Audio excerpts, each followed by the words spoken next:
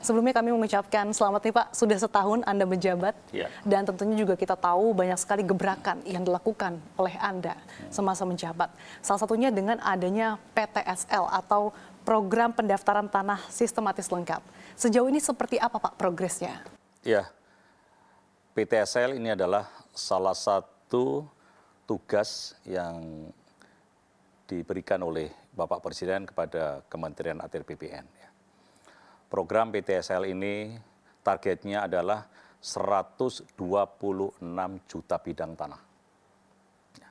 Kemudian sampai dengan tahun 2023 ini kita sudah menyelesaikan kurang lebih 103,1 juta bidang. Kemudian yang sudah menjadi sertifikat ada 85,8 juta bidang tanah. Ya, jadi program PTSL ini adalah program yang revolusioner. Ya, saya katakan revolusioner karena apa? Karena begini, tahun 2017 Bapak Presiden ngecek ke kantor ATR BPN ya di kementerian. Beliau menanyakan berapa jumlah sertifikat yang sudah dikeluarkan sampai dengan tahun 2017. Dari kementerian menyampaikan bahwa ada 48 juta sertifikat yang sudah dikeluarkan. Sedangkan Bapak Presiden juga menanyakan sampai dengan target yang sudah dicapai 46 ini kurang berapa lagi? Ya, Kementerian ATR BPN menyampaikan kurang 80 juta karena targetnya kan 126 juta bidang. Nah, kurang lebih tinggal 80 juta bidang.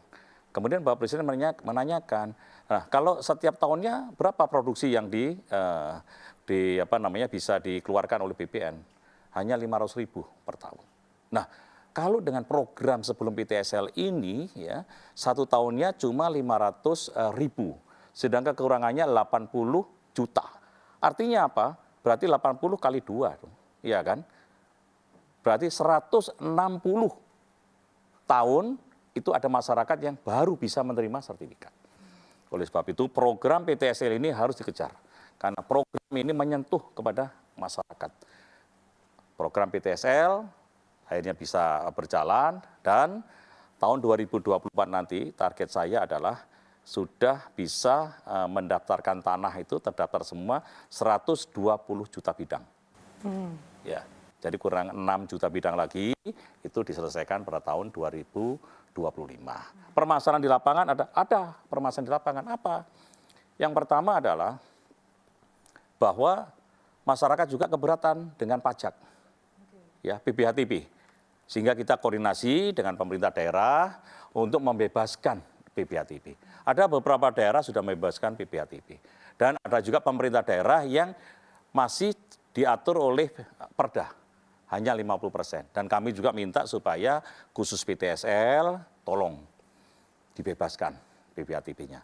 Dan kami bersyukur banyak pemerintah daerah yang sudah membebaskan PPHTB dan masyarakat dengan senang bisa menerima hanya dipungut biaya Rp150.000. Itu berdasarkan SKB 3 Menteri, ya, Menteri Desa, Menteri Dalam Negeri, dan Kementerian ATR. Jadi itu upaya-upaya untuk mempercepat terkait dengan progres PTSL itu sendiri. Kalau dari yang Anda katakan ya Pak, ini kan sebuah bentuk revolusioner. Tentunya ini juga bisa menambahkan economic added value. Nah ini seperti apa sih Pak, boleh dielaborasikan? Nah, dari PTSL atau sertifikat yang sudah diserahkan ke masyarakat ya, ke masyarakat dan masyarakat juga tentunya akan mendapatkan hak atas tanah dan tentunya adalah hak ekonomi. Pertambahan nilainya ya mulai tahun 2018 awal ya sampai dengan 2023 ini ada 5.820 triliun lah kurang lebih. 5.280 triliun. Iya. Oh. Ini kan luar biasa. Dari mana? Ini rata-rata adalah dari masyarakat yang menggunakan sertifikatnya ini untuk diagunkan melalui hak tanggungan.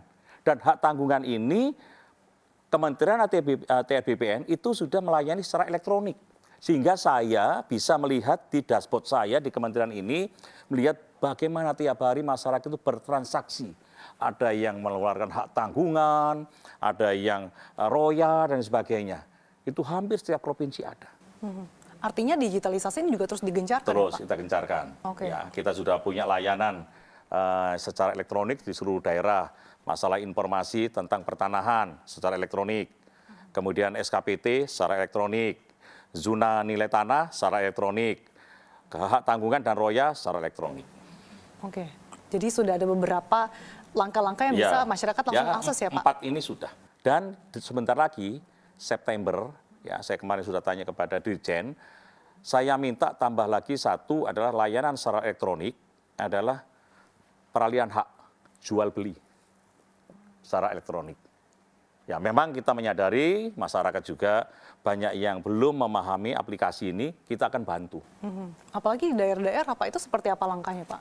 Daerah-daerah tentunya kita juga memberikan pelayanan-pelayanan khusus, kita punya daerah, memberikan informasi juga ke rakyat masyarakat. Untuk hari Sabtu dan Minggu, ya kita berikan layanan khusus kepada masyarakat. Masyarakat datang sendiri langsung kita layani, kita beri kartu merah. Kenapa? Karena setiap hari Senin, Selasa, Rabu, Kamis, Jumat mereka bekerja. Mereka tidak punya waktu, kita berikan Sabtu Minggu. Gitu.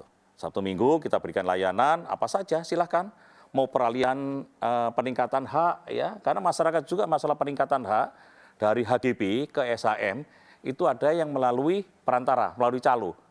Tidak perlu melalui calo, langsung saja datang, saya punya SHGB, minta ditingkatkan menjadi SHM, datang. Dan prosesnya juga bisa lebih cepat. 1 hari selesai.